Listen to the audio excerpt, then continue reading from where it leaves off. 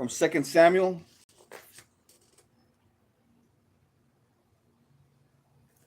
chapter 15, verse 13, titled, David Escapes from Jerusalem.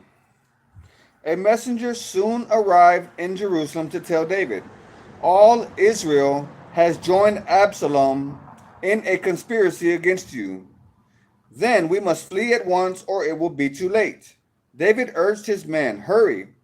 If we get out of the city before Absalom arrives, both we and the city of Jerusalem will be spared from disaster. We are with you, his advisors replied. Do what you think is best. So the king and all his household set out at once. He left no one behind except 10 of his concubines to look after the palace. The king and all his people set out on foot, pausing at the last house to let all the king's men move past to lead the way. There were 600 men from Gath who had come with David along with the king's bodyguard. Then the king turned and said to Ittai, the leader of the men from Gath, why are you coming with us? Go on back to King Absalom, for you are a guest in Israel, a foreigner in exile. You arrived only recently, and should I force you today to wander with us? I don't even know where we will go. Go on back and take your kinsmen with you. And may the Lord show you his unfailing love and faithfulness. But Ittai said to the king, I vow by the Lord and your own life that I will go wherever my lord the king goes, no matter what happens, whether it means life or death. David replied, all right, come with us. So Ittai and all his men and their families went along. Everyone cried loudly as the king and his followers passed by. They crossed the Kidron Valley and then went out toward the wilderness. Zadok and all the Levites also came along carrying the ark of the covenant of God. They set down the ark of God, and Abiathar offered sacrifices until everyone had passed out of the city. Then the king instructed Zadok to take the ark of God back into the city. If the Lord sees fit, David said, he will bring me back to see the ark and the tabernacle again.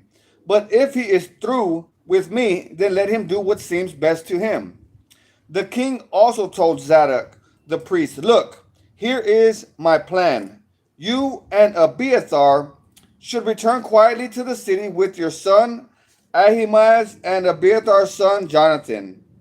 I will stop at the shallows of the Jordan River and wait there for a report from you.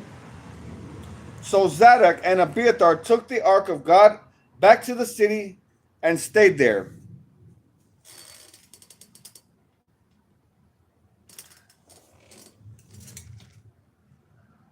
Hey, what's up, guys? God bless you. Thank you. Thank you. David walked up the road to the Mount of Olives, weeping as he went. His head was covered and his feet were bare as a sign of mourning. And the people who were with him covered their heads and wept as they climbed the hill. When someone told David that his advisor, Ahithophel, was now back in Absalom, David prayed, O Lord, let Ahithophel give Absalom foolish advice. When David reached the summit of the Mount of Olives, where people worshiped God, Hushai the Archite was waiting there for him. Hushai had torn his clothing and put dirt on his head as a sign of mourning. But David told him, if you go with me, you will only be a burden. Return to Jerusalem and tell Absalom, I will now be your advisor. O king, just as I was your father's advisor in the past, then you can frustrate and counter Ahithophel's advice. Zadok and Abiathar, the priests, will be there. Tell them about the plans being made in the king's palace and they will send their sons Ahimaaz and Jonathan to tell me what is going on.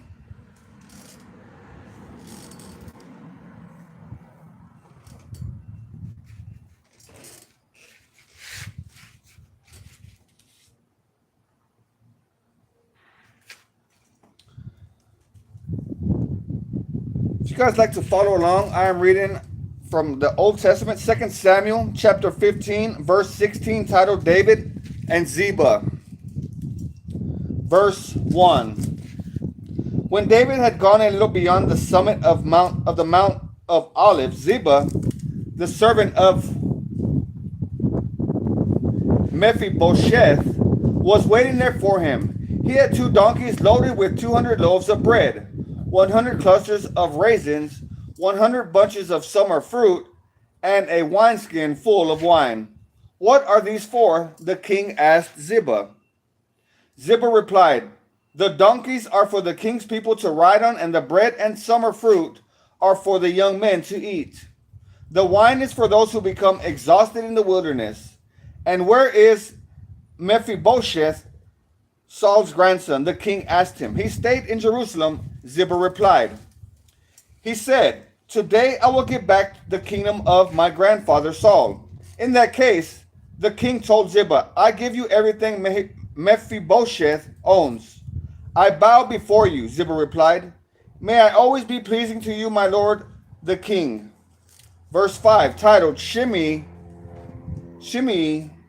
curses David. As King David came to Bahurim, a man came out of the village cursing them. It was Shimei, son of Gera, from the same clan as Saul's family. He threw stones at the king and the king's officers and all the mighty warriors who surrounded him. Get out of here, you murderer, you scoundrel, he shouted at David. The Lord is paying you back for all the bloodshed in Saul's clan. You stole his throne, and now the Lord has given it to your son Absalom. At last, you will taste some of your own medicine, for you are a murderer. Verse 9. Why should this dead dog curse my lord the king? Abishai, son of Zeruiah, demanded, let me go over and cut off his head. No, the king said. Who asked your opinion, you sons of Zeruiah? If the Lord has told him to curse me, who are you to stop him? Then David said to Abishai, and to all his servants, my own son is trying to kill me. Doesn't this relative of Saul have even more reason to do so? Leave him alone and let him curse, for the Lord has told him to do it. And perhaps the Lord will see that I am being wronged and will bless me because of these curses today. So David and his men continued down the road, and Shimei kept pace with them on a nearby hillside, cursing and throwing stones and dirt at David. The king and all who were with him grew weary along the way, so they rested when they reached the Jordan River. Verse 15, titled Ahithophel advises Absalom.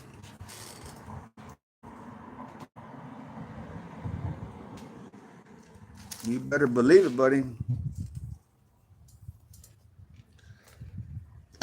You better believe I believe in God.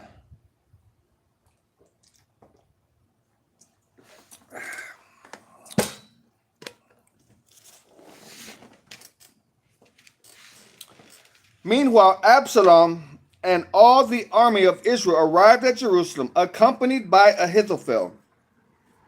When David's friend Hushai, the Archite, arrived, he went immediately to see Absalom. Long live the king, he explained. Long live the king. Is this the way you treat your friend David? Absalom asked him, why aren't you with him? I'm here because I belong to the man who is chosen by the Lord and by all the men of Israel. Hushai replied, and anyway, why shouldn't I serve you? Just as I was your father's advisor, now I will be your advisor. Then Absalom turned to Ahithophel and asked him, what should I do next? Ahithophel told him, Go and sleep with your father's concubines, for he has left them here to look after the palace. Then all Israel will know that you have insulted your father beyond hope of reconciliation, and they will throw their support to you. So they set up a tent on the palace roof where everyone could see it, and Absalom went in and had sex with his father's concubines. Absalom followed Ahithophel's advice just as David had done. For every word Ahithophel spoke seemed as wise as though it had come directly, as it had come directly from the mouth of God. Yes, sir. God is king. Jesus is king. Amen. Amen. Chapter 17. Now, Ahithophel urged Absalom, let me choose 12,000 men to start out after David tonight. I will catch up with him while he is weary and discouraged. He and his troops will panic, and everyone will run away. Then I will kill only the king, and I will bring all the people back to you as a bride returns to her husband. After all, it is only one man's life that you seek. Then you will be at peace with all the people. This plan seemed good to Absalom and to all the elders of Israel. Verse 5, titled, Hushai counters Ahithophel's advice.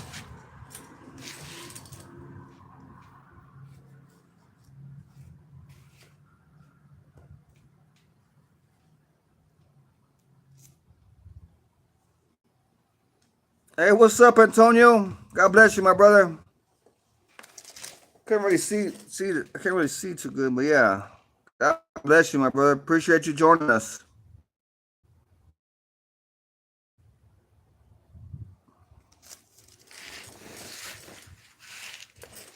Verse 5. But then Absalom said, bring in Hushai the Archite. Let's see what he thinks about this. When Hushai arrived, Absalom told him what Ahithophel had said. Then he asked, what is your opinion? Should we follow Ahithophel's advice? If not, what do you suggest? Well, Hushai replied to Absalom, this time Ahithophel has made a mistake. You know your father and his men. They are mighty warriors. Right now, they are as enraged as a mother bear who has been robbed of her cubs. And remember that your father is an experienced man of war. He won't be spending the night among the troops. He has probably already hidden in some pit or cave.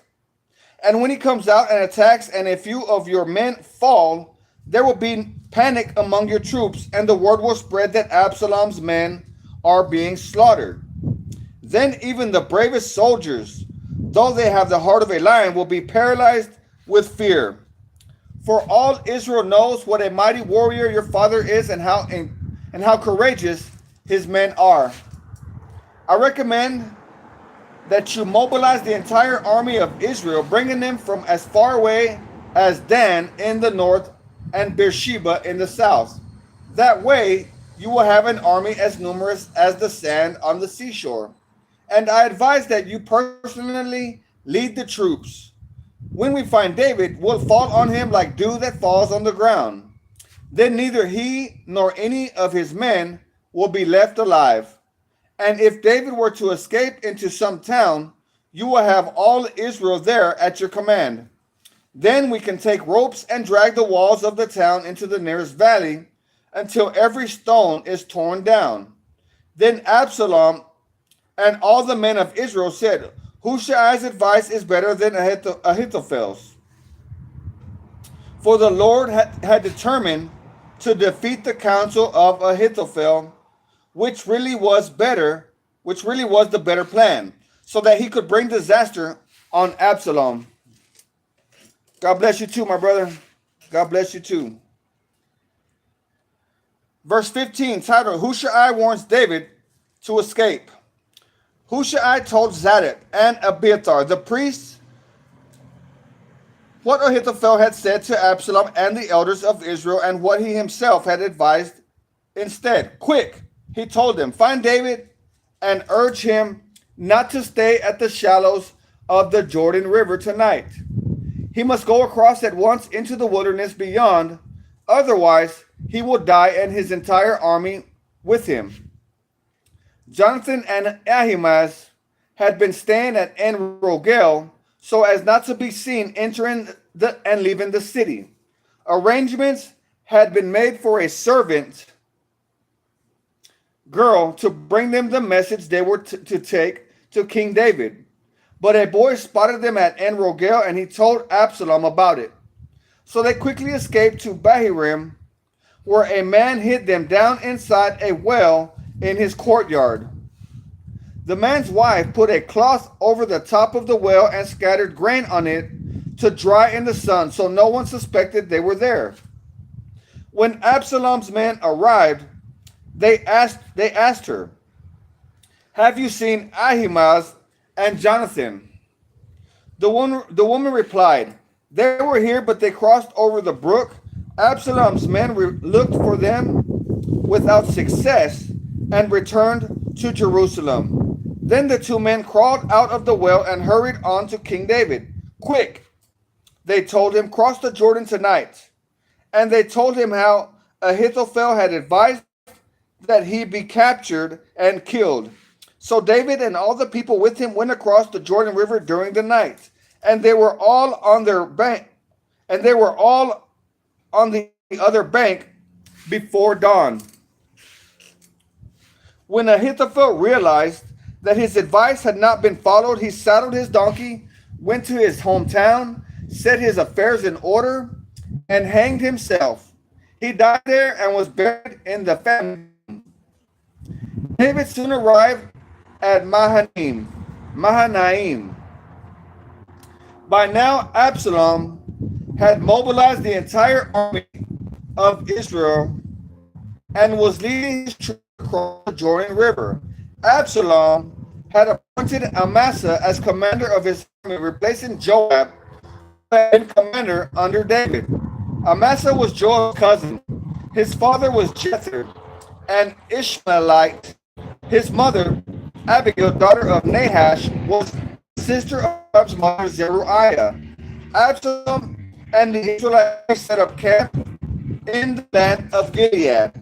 When David arrived at Mahanaim, he was warmly greeted by Shobi, son of Nahash, who came from Rabbah of the Ammonites, and by Bakir, son of Amiel, from Lodebar, and by Barzillai of Gilead from Roger. They brought sleeping mats, cooking pots, serving bowls, wheat, and barley.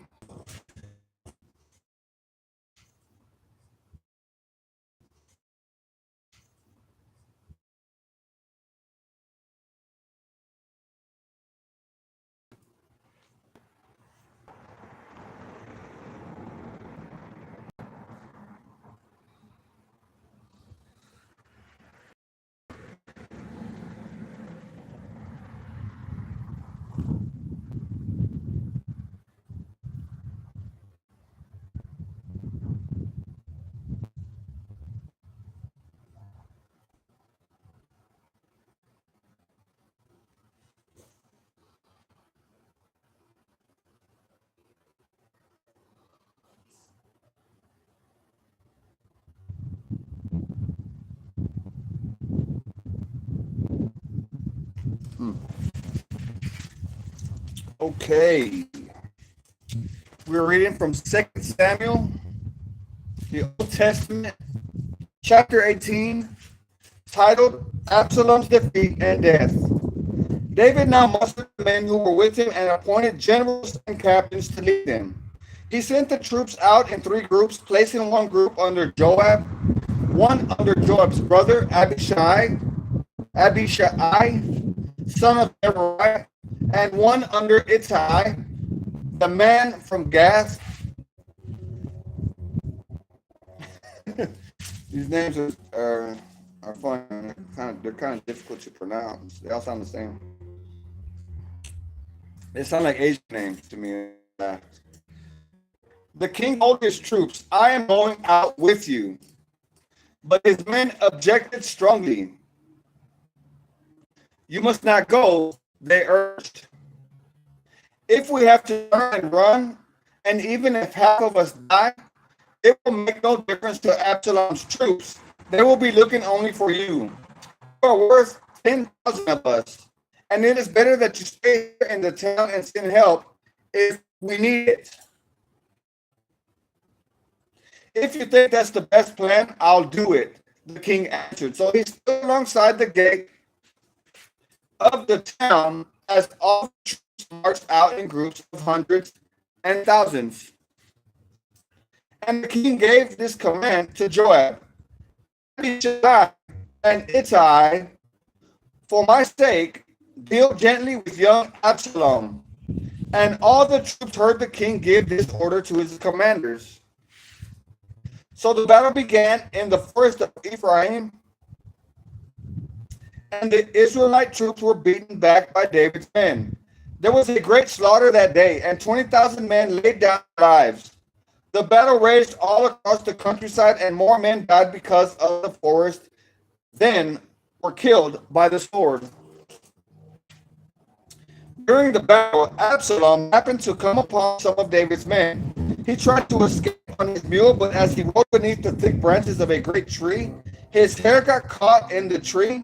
His mule kept going and left him dangling in the air. One of David's men saw what had happened and told Joab, I saw Absalom dangling from a great tree. What? Joab demanded. You saw him there and didn't kill him? I would have rewarded you with 10 pieces of silver and a hero's belt. I would not kill the king's son for even 1,000 pieces of silver, the man replied to Joab. We all heard the king say to you, and Abishai and Ittai, for my sake, please spare young Absalom. And if I had betrayed the king by killing his son, and the king will certainly find out who did it, you yourself would be the first to abandon me. Enough of this nonsense, Joab said.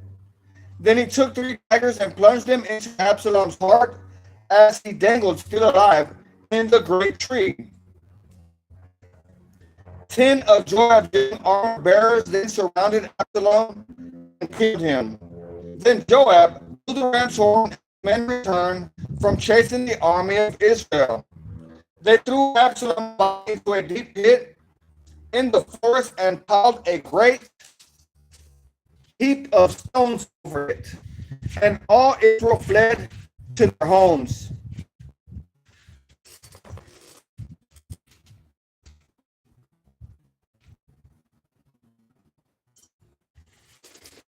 During his lifetime, Absalom had built a monument to himself in the king's valley, for he said, I have no son to carry on my name. He named the monument after himself, and it is known as Absalom's monument to this day. Verse 19. Title, David mourns Absalom's death.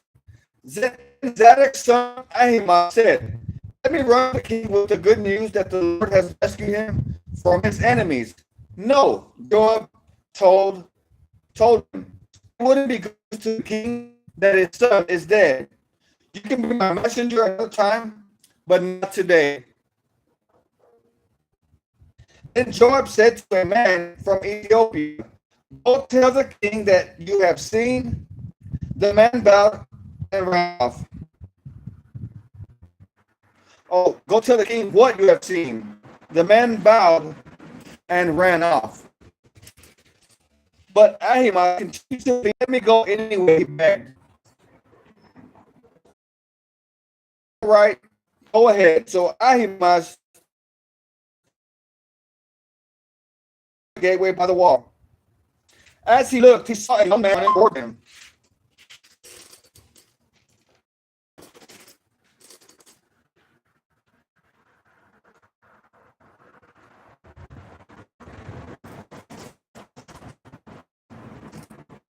What does that mean, bro? What are you talking about, Nick? I don't know what you mean, brother.